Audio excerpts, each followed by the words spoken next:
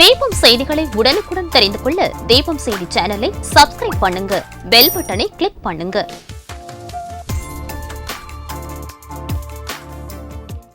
வணக்கம். முக்கிய செய்திகள்.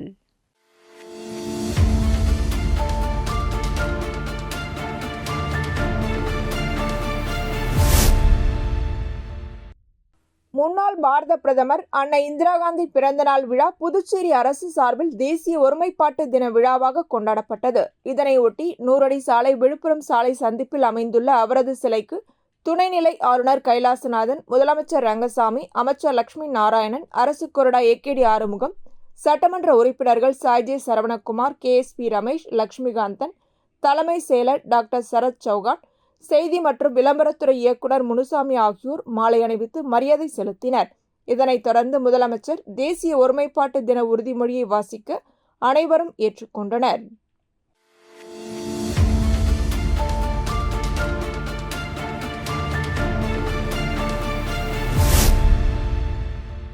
ஒவ்வொருத்தவங்களும் நீங்க வீடை இடிச்சுட்டு பேஸ்மெண்ட் போட்டு காட்டினாதான் உங்களுக்கு அந்த மானியம் வரும்னு சொன்னீங்க.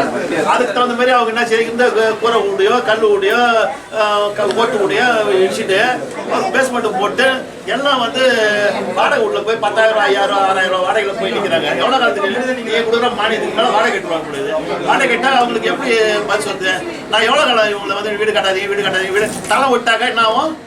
வீடு கட்டிங்க உங்களுக்கு மானியம் கிடையாது. வீடு ரெடியாகுதான், வீடு ரெடியாகிறதுல உங்களுக்கு ஃபைன் போட்டு இந்த மாசத்துல தர மாரி ஏற்பாடு பண்றேன். அவசரப்படாத பேசணும். 18 கேஸ்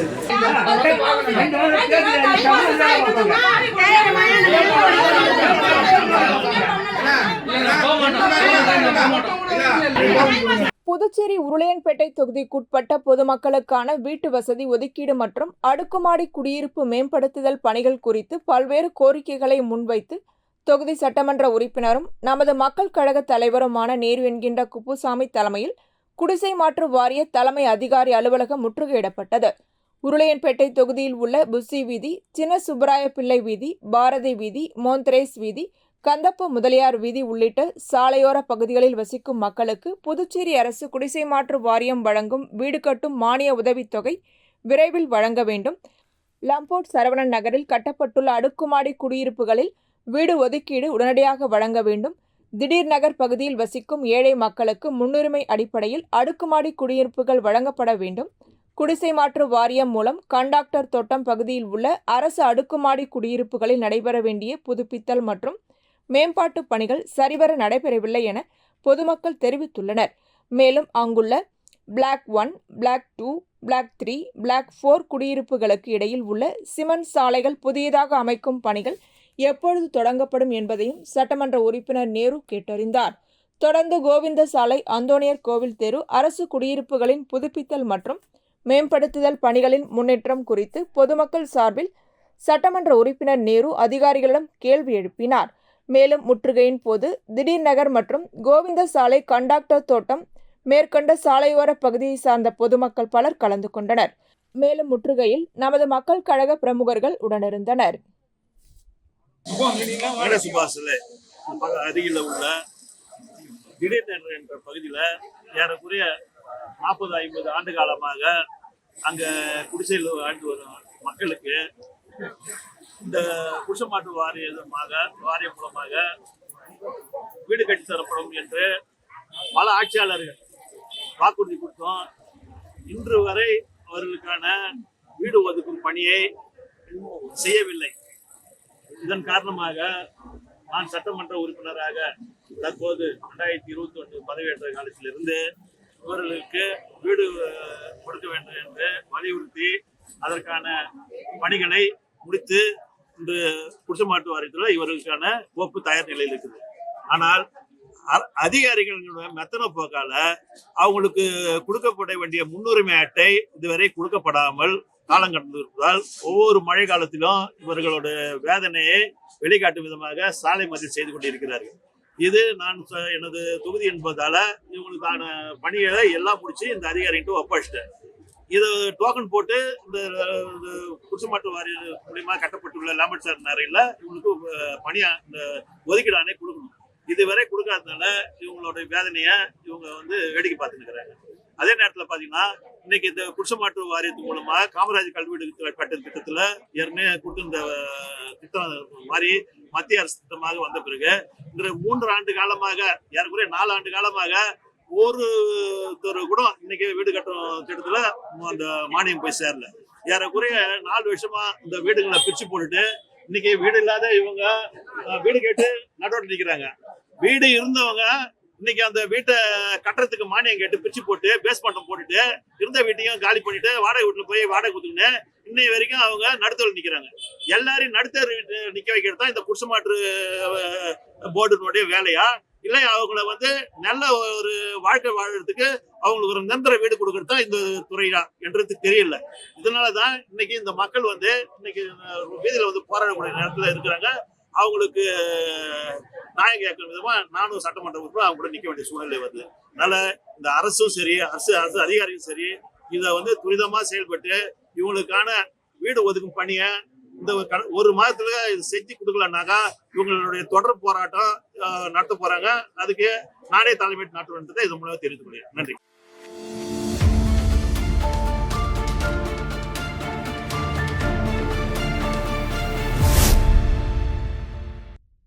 புதுச்சேரி அரசின் காஞ்சி மாமுனிவர் அரசு பட்டமேற்படிப்பு மற்றும் ஆராய்ச்சி நிறுவனம் சார்பில் புதிய கட்டிடங்கள் கட்ட அடிக்கல் நாட்டு விழா மற்றும் 3 வகுப்பறைகள், உடற்பயிற்சி கூடம், மின் நூலகம் ஆகியவற்றை கல்வித்துறை அமைச்சர் நமச்சிவாயம் திறந்து வைத்தார்.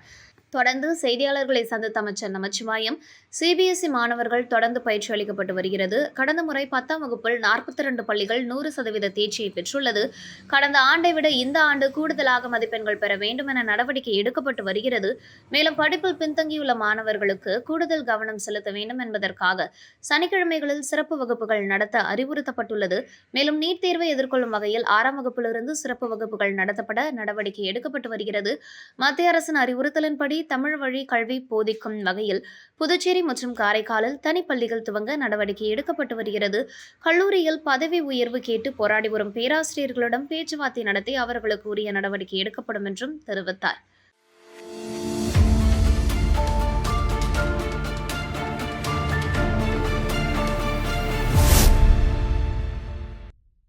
முன்னாள் பாரத பிரதமர் அன்னை இந்திரா காந்தி பிறந்த நாளை தேசிய ஒருமைப்பாட்டு தினமாக அனுசரிப்பதை முன்னிட்டு காரைக்கால் மாவட்ட ஆட்சியர் அலுவலகத்தில் இந்திரா காந்தி பிறந்தநாள் விழா கொண்டாடப்பட்டது. இதையொட்டி ஆட்சியர் அலுவலக வளாகத்தில் அலங்கரித்து வைக்கப்பட்டிருந்த இந்திரா காந்தி திருவுருவப் படத்துக்கு அமைச்சர் திருமுருகன் தலைமையில் மாவட்ட ஆட்சியர் மற்றும் துணை மாவட்ட ஆட்சியர் செந்தில்நாதன் முன்னிலையில் மலர் தூவி மரியாதை செலுத்தினர். மேலும் இவ்விழாவில் காரைக்கால் துணை வன பாதுகாவலர் கணேசன், துணை மாவட்ட ஆட்சியர் வெங்கடகிருஷ்ணன், காரைக்கால் வடக்கு மண்டல காவல் கண்காணிப்பாளர் முருகையன், காரைக்கால் மேல்நிலை கல்வி துணை இயக்குநர் ஜெயா, காரைக்கால் முதன்மை கல்வி அதிகாரி விஜயமோகனா, காரைக்கால் செய்தி மற்றும் விளம்பரத்துறை துணை இயக்குநர் முனைவர் குலசேகரன், ஆட்சியர் செயலர் பொன் பாஸ்கரன், சமாதான கமிட்டி உறுப்பினர்கள், அரசியல் கட்சி தலைவர்கள், முக்கிய பிரமுகர்கள், அரசு துறை அதிகாரிகள், அரசு ஊழியர்கள் மற்றும் பொதுமக்கள் கலந்து கொண்டு மலர் தூவி மரியாதை செலுத்தினர். அதனைத் தொடர்ந்து தேசிய ஒருமைப்பாட்டு உறுதிமொழியை அமைச்சர் மற்றும் அனைவரும் எடுத்துக் கொண்டனர்.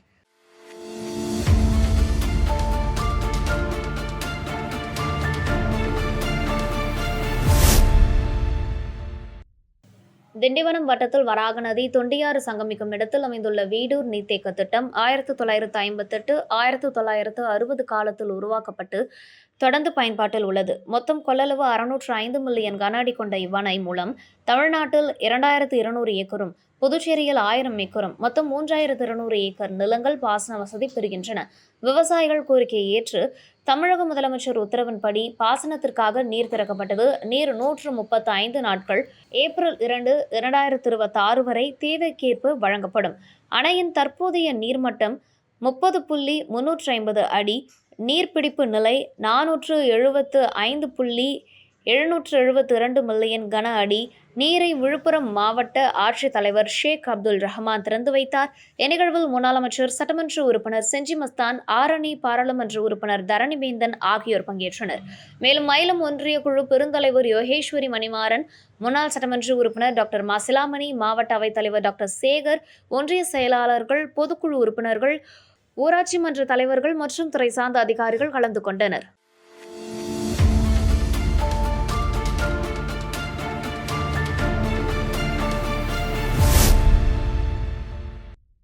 காரைக்கால் செருமாவிலங்கை கிராமத்தில் இயங்கி வரும் புதுச்சேரி அரசின் பண்டிதர் ஜவஹர்லால் நேரு வேளாண் கல்லூரி மற்றும் ஆராய்ச்சி நிலையமும் தமிழகத்தின் தஞ்சை மாவட்டத்தில் உள்ள கதிராமங்கலம் கிராமத்தில் இயங்கி வரும் பிரித்திவி இயற்கை வழி விவசாயிகளின் அறக்கட்டளையும் இணைந்து விவசாயிகளுக்கு இயற்கை விவசாய சான்றிதழ் வழங்கும் நடைமுறைகள் குறித்து 3 நாள் தொழிற்பயிற்சி அக்கல்லூரி வளாகத்தில் உள்ள கருத்தரங்க கூடத்தில் நடைபெற்றது.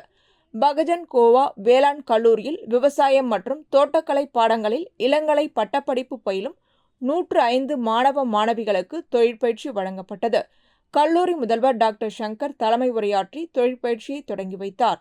மேலும் 3 நாள் தொழிற்பயிற்சியில் அறக்கட்டளையின் செயலாளர் ராதாகிருஷ்ணன், ஒருங்கிணைப்பாளர் உமா, ஸ்ரீதர், உறுப்பினர் ரங்கநாதன், தமிழகத்தின் முன்னோடி விவசாயிகளான ஆலங்குடி பெருமாள், ஆவூர் மயில்வாகனன், மயிலை ராமலிங்கம், கும்பகோணம் பேராசிரியர் பாஸ்கர் ஆகியோர் சிறப்புரையாற்றினர்.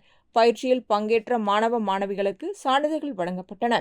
விவாதங்களில் சிறப்பாக பங்கேற்ற மாணவர்கள் கீர்த்திவாசன், தமிழ்மாறன் மற்றும் மாணவிகள் அஸ்வினி, ஹரிப்பிரியா ஆகியோர் அங்கீகரிக்கப்பட்டு பாராட்டு தெரிவிக்கப்பட்டது. முன்னதாக கல்லூரியின் வேளாண் பொறியியல் மற்றும் விரிவியல் துறை பேராசிரியர் மற்றும் தலைவர் டாக்டர் பார்த்தசாரதி நிகழ்ச்சிக்கு வந்திருந்த அனைவரையும் வரவேற்றார். நிறைவாக மாணவி லாவண்யா நன்றி உரை தெரிவித்தார்.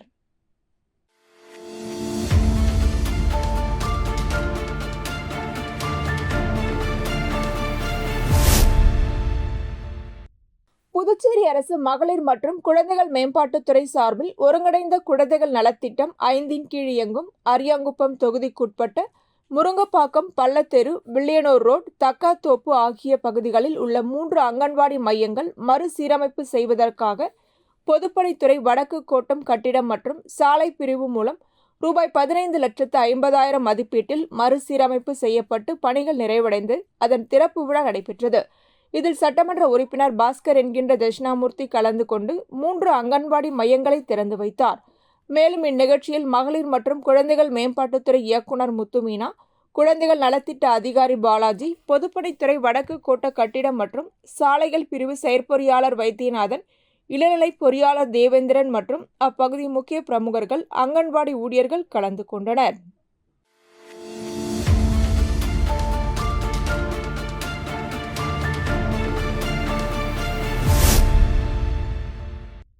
புதுச்சேரி மாநில மகளிர்களின் திறன்களையும் வாழ்வாதாரத்தையும் மேம்படுத்த அவர்கள் சொந்தமாக கைத்தொழில் செய்ய புதுச்சேரி மாநில மகளிர் காங்கிரசின் ஏற்பாட்டின் பேரில் தையல் பயிற்சி வகுப்புகள், ஆரி வகுப்புகள், ஸ்போக்கன் இங்கிலீஷ், ஸ்போக்கன் ஹிந்தி, திறன் மேம்பாட்டு வகுப்புகள், கணினி வகுப்புகள் போன்றவைகள் இலவசமாக எடுக்கப்பட உள்ளது.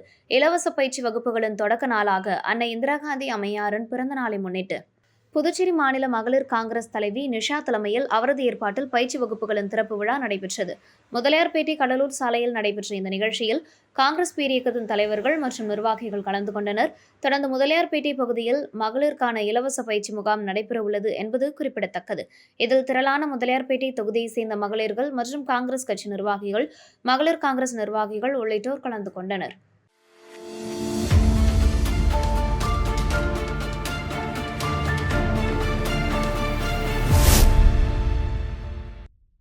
புதுச்சேரி காலாப்பட்டு தொகுதி சட்டமன்ற உறுப்பினர் கல்யாணசுந்தரம் ஆளுநர் மாளிகை அருகே செய்தியாளர்களை சந்தித்தார். அப்போது அவர் நவம்பர் 11ஆம் தேதி காலாப்பட்டு பகுதியில் உள்ள தனியார் கம்பெனியில் சில குற்றவாளிகள் சென்று நிறுவனத்தை மிரட்டி வேலை கேட்டுள்ளனர். அப்போது அங்கு வேலை செய்யும் பெண்களை இழிவாக பேசியுள்ளனர். அவர்கள் மீது நடவடிக்கை எடுக்க வேண்டும் என தொகுதி சட்டமன்ற உறுப்பினர் என்ற முறையில் காவல்துறையில் புகார் கொடுத்திருந்தேன். இதுவரை எந்த நடவடிக்கையும் எடுக்கவில்லை. ஆகையால் ஆளுநரை சந்தித்து அவர்கள் மீது நடவடிக்கை எடுக்க வேண்டும் என மனு கொடுத்துள்ளேன். 2 நாட்களுக்குள் அவர்கள் மீது நடவடிக்கை எடுப்பதாக கூறியுள்ளார். பெண்களை இழிவுபடுத்தியவர்களை கைது செய்ய வேண்டும். இல்லை என்றால் பெண்களை திரட்டி போராட்டம் நடத்தப்படும். அவர்கள் மீது நடவடிக்கை எடுக்கும் வரை ஆளுநர் மாளிகை முன்பு உண்ணாவிரதம் இருப்பேன் என தெரிவித்தார்.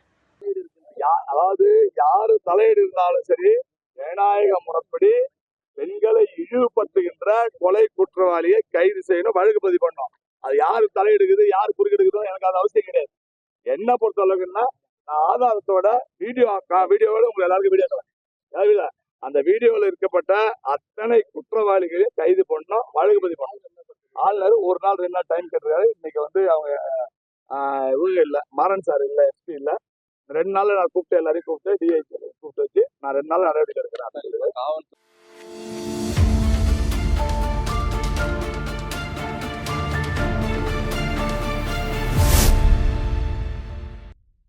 ஐயா மாரியப்பனார் சுந்தராம்பாள் அறக்கட்டளை நண்பர்கள் தோட்டம் சார்பில் படத்திறப்பு, நல உதவிகள் வழங்கல், நூல் வெளியீடு, 10 மற்றும் 12ஆம் வகுப்பு பொதுத் தேர்வுகளில் அதிக மதிப்பெண் பெற்ற மாணவ மாணவிகளுக்கு பரிசுகள், சான்றிதழ், சாதனையாளருக்கு விருதுகள் வழங்கல், 19ஆம் ஆண்டு விழா ஆகிய 50 விழா கிழக்கு கடற்கரை சாலை தனியார் திருமண நிலையத்தில் நடைபெற்றது. புதுவை யுகபாரதி வரவேற்றார். அறக்கட்டளை நிறுவனர் மாரியப்பன் தலைமை தாங்கினார். நண்பர்கள் தோட்டம் தலைவர் திருநாவுக்கரசன் நோக்க உரையாற்றினார். விழாவில் ஐயா மாரியப்பனார், அன்னை சுந்தராம்பாள் திருவுருவப் படத்தை புதுச்சேரி நாடார் உறவன் முறை சங்க தலைவர் ராஜசேகரன் திறந்து வைத்தார். விழாவில் முதலமைச்சர் ரங்கசாமி மற்றும் தமிழ்நாடு நாடார் மகாஜன சங்கம் பொதுச் செயலாளர் கரிகோல் ராஜ் ஆகியோர் கலந்து கொண்டு வாழ்த்தி பேசினர். மேலும் விழாவில் முனைவர் உசேன், முனைவர் சுந்தரமுருகன், புதுவை தமிழ் சங்க செயலாளர், நடைவண்டி இலக்கிய கழக நிறுவன கலைமாமணி பாலசுப்ரமணியன், புதுவை தமிழ் சங்க பொருளாளர் அருள் செல்வம் மற்றும் முத்தமிழ் கழகம் இலக்கிய மாமணி பாவலர் சண்முக சுந்தரம் ஆகியோர் வாழ்த்து பேசினர். மேலும் இந்த விழாவில் இருளாய், ராமேஸ்வரி, ஜீவானந்தம், கோபாலன், காசிராஜன், குருவையார், ராஜகுரு, சொக்குமுத்து, ராஜராஜன் மற்றும் என்ஆர் காங்கிரஸ் கட்சியினர், பிரமுகர், வேல்முருகன் உள்ளிட்டோர் பலர் கலந்து கொண்டனர். விழாவில் பல்வேறு அறிஞர்கள் மற்றும் சமூக பணியாளர்களுக்கு விருதுகள் வழங்கி பாராட்டப்பட்டனர்.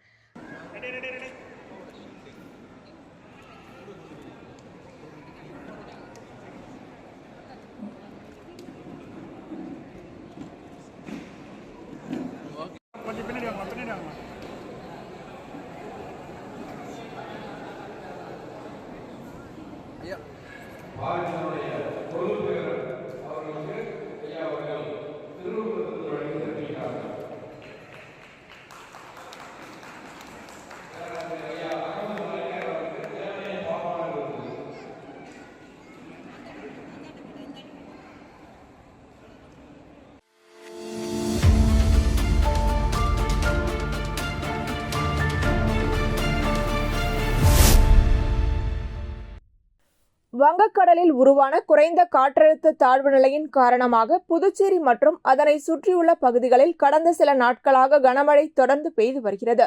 இந்த கனமழையால் புதுச்சேரி லாஸ்பேட்டை தொகுதிக்குட்பட்ட ஜீவானந்தபுரம் பகுதியில் பல வீடுகள் சேதமடைந்தன.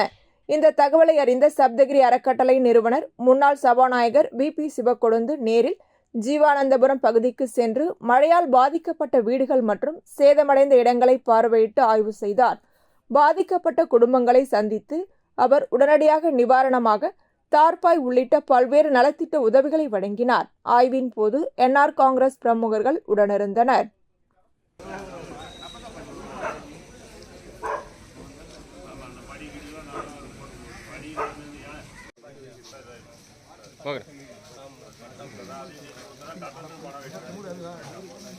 ஓகே.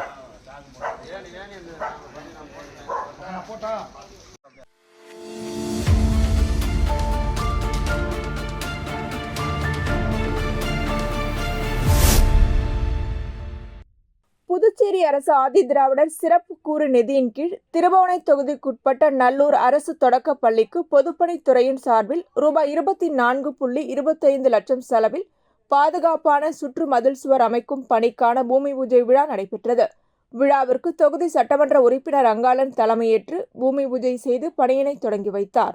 இந்நிகழ்ச்சியில் பொதுப்பணித்துறை கண்காணிப்பு பொறியாளர் சுந்தரமூர்த்தி, சிறப்பு கட்டிடம் 2 கோட்ட செயற்பொறியாளர் பக்தவச்சலம், கல்வித்துறை முதன்மை கல்வி அலுவலர் குலசேகரன், இளநிலை பொறியாளர் மணிமாறன், வட்டம் 5 பள்ளி துணை ஆய்வாளர் புவியரசன், பள்ளி தலைமை ஆசிரியர் ரேவதி, JCM மக்கள் மன்ற திருபுவனை தொகுதி தலைவர் ரவிக்குமார், பொதுச் செயலாளர் வடிவேல் மற்றும் நிர்வாகிகள், ஆசிரியர் பெருமக்கள் மற்றும் கிராம பொதுமக்கள் கலந்து கொண்டனர்.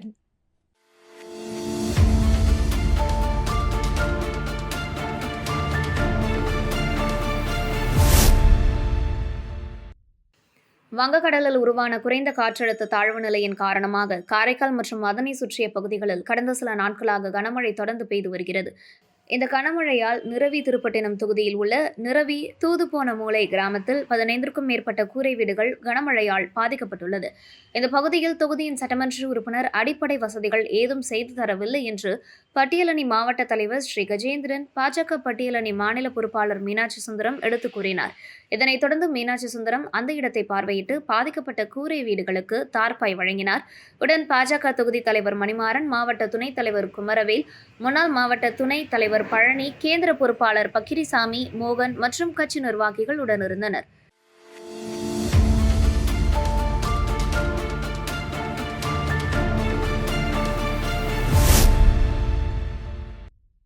புதுச்சேரி யூனியன் பிரதேச மாவட்ட தேசிய திருக்கோவில்கள் கூட்டமைப்பின் கலந்தாய்வு கூட்டம் தமிழ்ச்சங்க கட்டிடத்தில் நடைபெற்றது. நிகழ்ச்சிக்கு கூட்டமைப்பின் மாநில ஆலோசகரும் சட்டமன்ற உறுப்பினருமான சிவசங்கர் கலந்து கொண்டு வாழ்த்துரை வழங்கினார். நிகழ்ச்சியை புதுச்சேரி மாவட்ட தலைவர் மகாலிங்கம் தலைமை தாங்கினார். தேசிய திருக்கோவில்கள் கூட்டமைப்பின் அமைப்பும் விதிமுறைகளும் பற்றிய கூட்டமைப்பின் தேசிய அமைப்பு செயலாளர் புதுச்சேரி யூனியன் பிரதேச தலைவர் வைஜெயந்தி ராஜன் சிறப்புரையாற்றினார். மாநில பொதுச் செயலாளர் விஜயராஜ், மாவட்ட துணைத் தலைவர் ராமலிங்கம், மாவட்ட பொருளாளர் சுப்ராஜ் ஆகியோர் முன்னிலை வகித்தனர். காரைக்கால் மாவட்ட தலைவர் வழக்கறிஞர் திருமுருகன், அருணாச்சலம், ராஜாராமன், மாவட்ட துணைத் தலைவர்கள் ராமலிங்கம், சித்திரலேகா, ஊடக அணி தலைவர் பார்த்திபன், மக்கள் தொடர்பு அலுவலக தேசிய விருதாளருமான சமூக சேவகர் ஆதவன் ஆகியோர் வாழ்த்துரை வழங்கினர். சட்டமன்ற உறுப்பினரிடம் புதுச்சேரி யூனியன் பிரதேசம் சார்பில் கோரிக்கை மனு அளிக்கப்பட்டது. புதுச்சேரி விமான நிலையத்திற்கு வடலூர் வள்ளலார் பெயர் வைக்க வேண்டும், புதுச்சேரியில் உள்ள திருக்கோவில்கள் அனைத்திற்கும் உழவார பணிகள் நடத்த வேண்டும் என்றும், கீழூரில் அமைந்துள்ள புதுச்சேரி இந்தியா இணைப்பில் வாக்கெடுப்பில் கலந்து கொண்ட மக்கள் பிரதிநிதிகள் பெயர்கள் உள்ள கல்வெட்டு காரைக்கால் மாவட்டத்திலும் மாஹே, ஏனம் போன்ற பகுதிகளிலும் வைப்பதன் மூலம் இளைய தலைமுறையினருக்கு நாட்டுப்பற்று ஊட்ட முடியும் என்பதையும் கடிதம் வழியாக அளித்தனர். புதிய பொதுச் செயலாளராக ஓய்வு பெற்ற சுங்கத்துறை ஆய்வாளர் கலைவரதன் அவர்களை தேசிய பொதுச் செயலாளர் சந்திரபோஸ், மாநில பொதுச் செயலாளர் விஜயராஜ் ஆகியோர் பரிந்துரையின் பேரில் தேசிய அமைப்பு செயலாளர் வைஜெயந்தி ராஜன் நியமனம் செய்வதாக அறிவித்தார். செயற்குழு உறுப்பினர் கலாவிசு நிகழ்ச்சியினை தொகுத்து வழங்கினார். புதிய நிர்வாகிகளுக்கு அடையாள அட்டைகள் வழங்கப்பட்டன. புதிய பொதுச் செயலாளர் கலைவர்தன் ஏற்புரையாற்றினார். நிறைவாக மாவட்ட மகளிர் அணி பொறுப்பாளர் மஞ்சுளா நன்றி கூறினார்.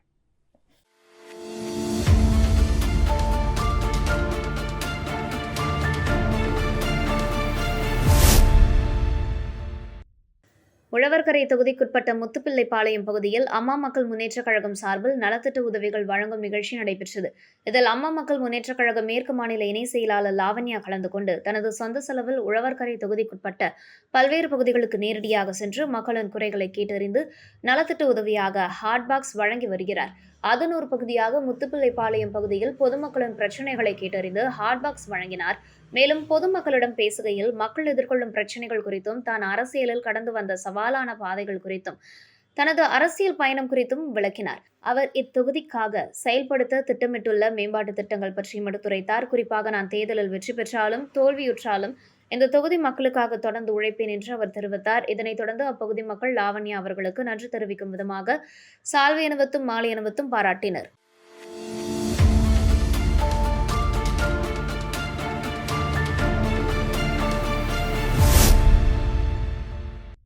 காரைக்கால் நகர பகுதியில் நூல்கடை வீதியில் குதிரை ஒன்று வீட்டு வாசலின் படிக்கட்டு அடியில் செல்லும் கழிவுநீர் சாளவத்தில் உணவிற்காக தலையை அடியில் விட்டபோது மாட்டிக்கொண்டது. இதனால் கழிவுநீர் சாளவம் அடியில் தலையும் வயிற்று பகுதியில் பலமாக சிக்கி காயங்களுடன் உயிருக்கு போராடியது. அருகில் இருந்தவர்கள் அதனை மீட்க முயன்றபோது காலால் எட்டி உதைத்து மிரண்டது. உடனடியாக தீயணைப்பு துறையினருக்கு தகவல் அளித்து சம்பவ இடத்திற்கு வந்த காரைக்கால் தீயணைப்பு துறையினர் குதிரையை மீட்கும் பணியில் ஈடுபட்டனர்.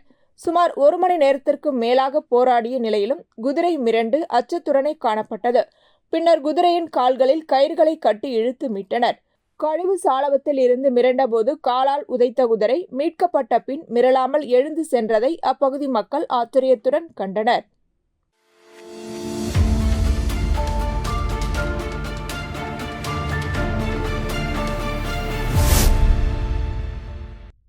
புதுச்சேரி லாஸ்பேட்டை தொகுதிக்குட்பட்ட வள்ளலார் அரசு பெண்கள் மேல்நிலைப் பள்ளியில் தினமலர் பட்ட இதழ் வெளியீட்டு விழா நடைபெற்றது. விழாவில் சப்தகிரி அறக்கட்டளை நிறுவன தலைவரும் முன்னாள் சபாநாயகருமான சிவக்கொழுந்து கலந்து கொண்டு தினமலர் பட்டம் இதழை வெளியிட்டார். தொடர்ந்து மாணவிகளிடம் கலந்துரையாடினார். நிகழ்ச்சியில் தலைமை ஆசிரியர் மற்றும் இருபால் ஆசிரியர் பெருமக்கள், மாணவிகள் கலந்து கொண்டனர்.